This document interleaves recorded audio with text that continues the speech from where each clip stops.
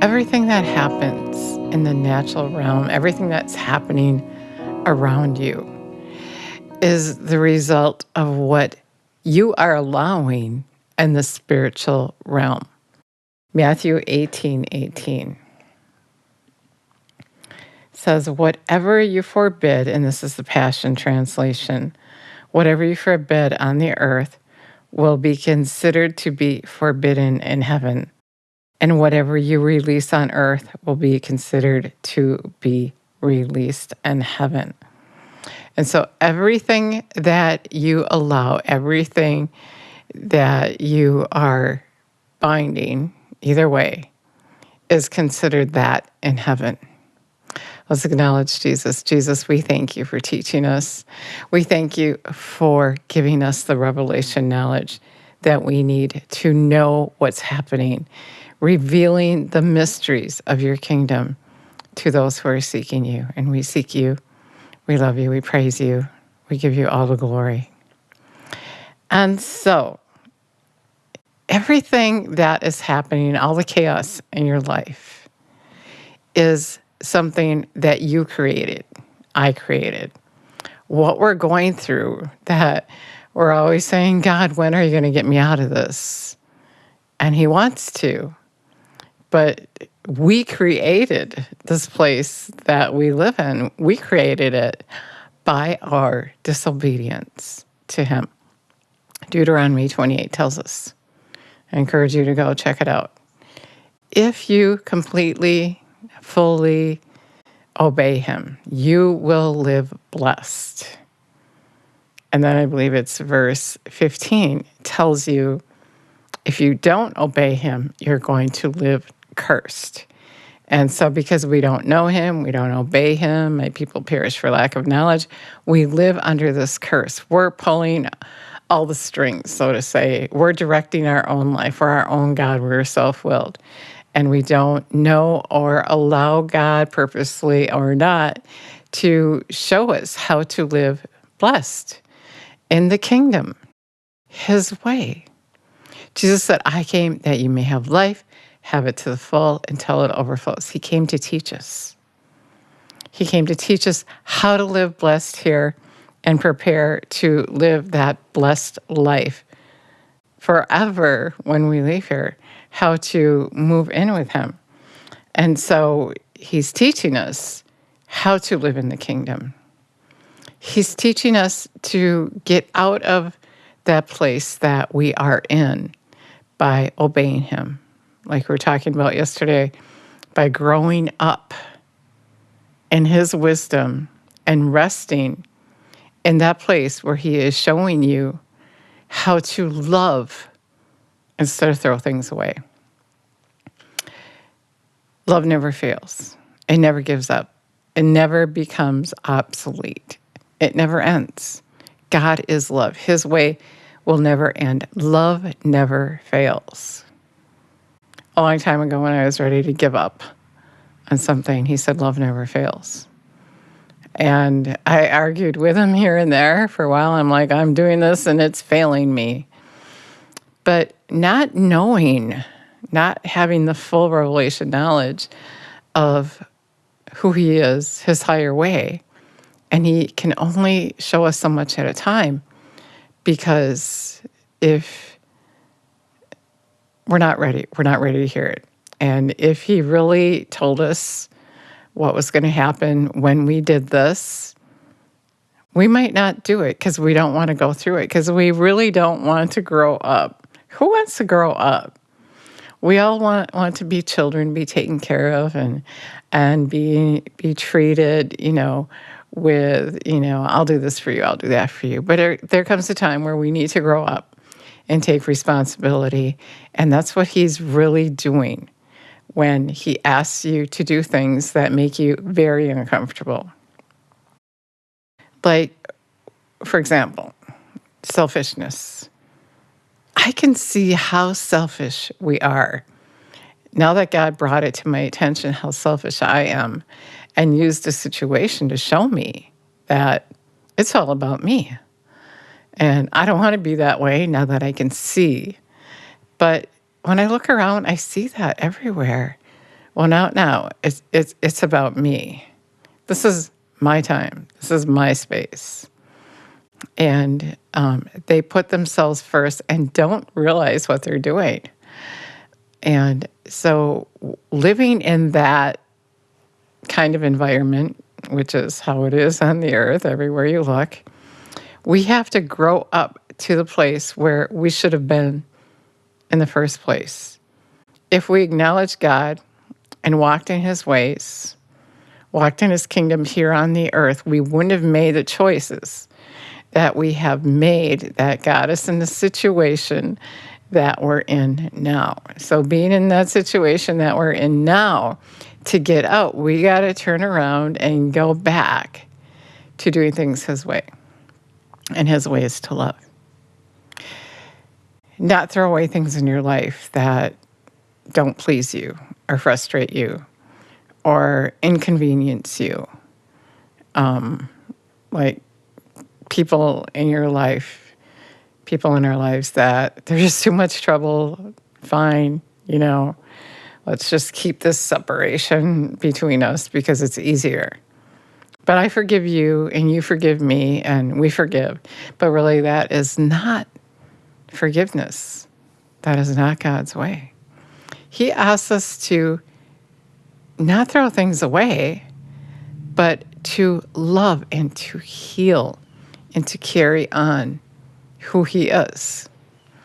When you just throw things away because they're imperfect and you can't handle it and you don't want to go through it, it's unforgiveness.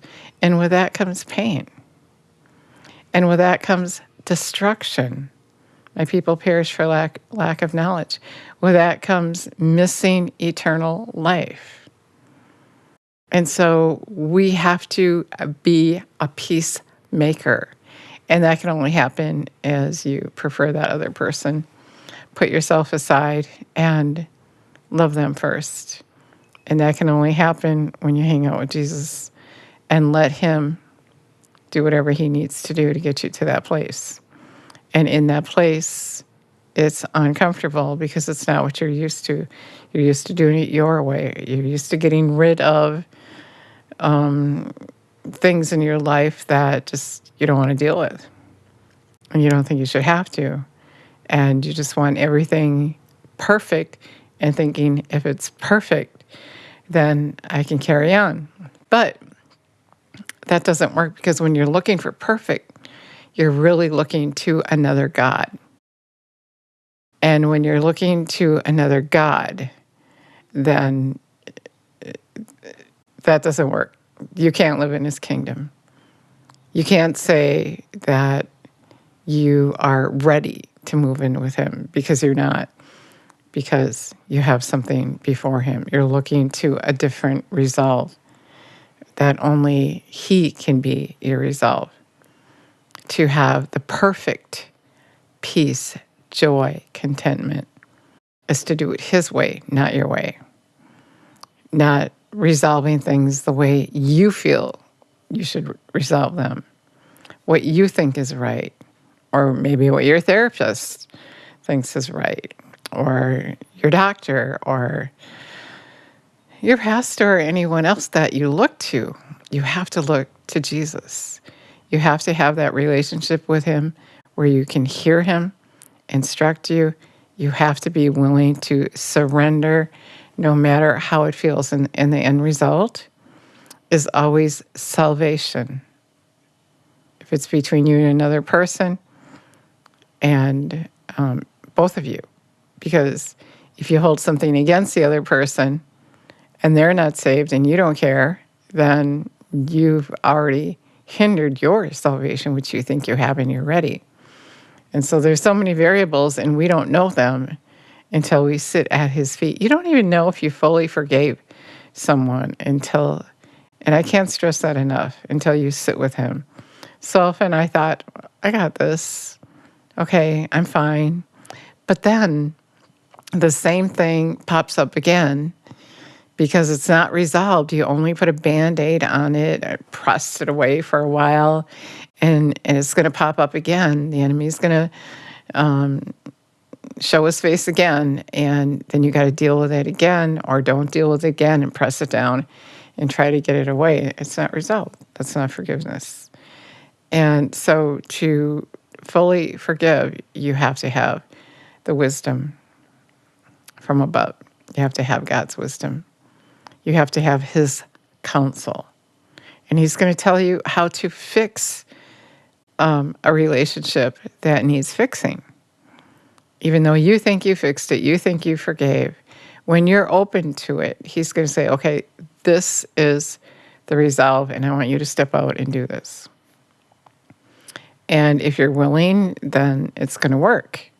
If you're not willing, then you're going to be like stuck in this ditch day after day, month after month, year after year. You're just going to be stuck in this place of unforgiveness, thinking you forgave, and then wondering why all these things are happening in your life. Any disobedience. But it revolves back to love, because love is the most important commandment. And love just covers everything.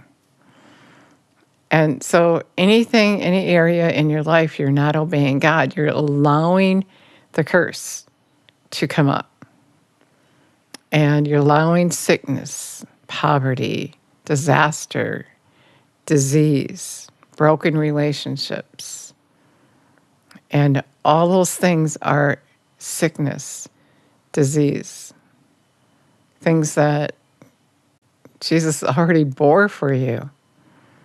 You know, so often we say, I believe, because the word says, whoever believes in him will not perish, but have eternal life. But when you believe, then you're going to act on what you said you believed. You don't say, I believe, but I won't forgive. I believe, but this is my opinion. When you say you believe, that means you're on the same page as him. And you know what page that is. You actually look at the word, you seek him, you study. You don't just go by hearsay. You don't just give him your attention when you need something. You can't take advantage of him in an instance and it'll be over. That's it. Well, Jesus did this for me in 1950, and so I'm good. No, you need to grow from that place. He did that for you because you were seeking him. You were seeking him, and you found him, and he showed you his favor. But now he wants you to move into that full blessing where you can have all that he has for you, not just a little part, not just that one little favor in 1950. Or maybe then in 1970 you had another one. But he wants us to grow up, to mature, to be like him, and to teach our children to not cause the chaos in their lives as we've caused by totally ignoring what God said. But instead teach them to walk in the blessing, to honor and respect God, fully obey him, and do what is right in his eyes. Be blessed in your city, blessed when you go in, blessed when you come in, blessed when you go out. Blessed, because you did what he said. You won't have to be running after things. If you live under the curse, you're worrying about what you're going to eat, what you're going to drink, what you're going to wear. You're going to have desires that are wrong. You're going to lust for things because you don't have that source. You don't have God in your life. He's your source. He's your life source. And all you need is him. And when you teach your children that, they're not going to grow up in all this chaos like you have, like we have, if that's you. But they're going to grow up in the blessing. They're not going to create this mess in their lives that we've taught our kids to do by example, by disregarding what God said. Well, did God really say? The enemy will say, taking light of what he said. And he's not going to force himself on you. But you're going to come to learn, if you're smart enough, if you look to him, you're going to come to learn that you did this yourself. If you weren't careful, you caused your own cancer. You caused your own heart disease. If you weren't looking to him and doing what he said, then you're going to get sick. You're going to get in some hard situations, hard relationships, but then, Lord, get me out, and he's going to teach you how to get out of it, how to change that relationship by changing you to love that person that you got in relationship with that is too hard. However that be is between you and him. I'm not telling you what to do. I'm just telling you, when you seek him in his way, he isn't, depending upon the situation, I don't know. But from experience, I'm going to tell you, he's not going to say, oh, just throw them away. Start with someone new. He's going to say, I love that person. Love that person. Show them who I am. Because you call yourself a Christian, I expect more from you than I do from the person who doesn't know me. I'm expecting you to grow up and be okay to be in this situation that you caused yourself to begin with, and go ahead and love them where you are. Just love them where you are, where they are. Be okay with the situation you got yourself in. And let love rule. Let God's love prove that love never fails. Don't give up. And so you're not always in a relationship because you're going to be nurtured in that relationship. But you're going to nurture the other person through God's love. And the closer that we get to God, the better we're going to be at it, because we're going to be doing it his way. And his way grows you up, makes you whole, makes you look like him, gets you ready to be that bride without spot or wrinkle, and shows the people in your life who Jesus really is. So much of the time we're just talk, and we think we know it all, but until you go through and you model it, and people are attracted to you because of it, you don't know it. So let's acknowledge Jesus, acknowledge him with me, and surrender to him. Jesus, we surrender to you in your way. We know we got ourselves in the situations that we're in, and we're not asking for an escape. We're asking to grow up and show how the situations can change by obeying you. Us changing them through your love, through our surrender to you. So we thank you. We thank you and praise you. We love you. We give you all the glory. He's so good. He's so in love with you. And he has so much good for you. And when you surrender to loving that person anyway, having that all the time faith in him, that no matter how it feels, no matter how it looks, it will turn out. Thanks so much for listening today. God bless you.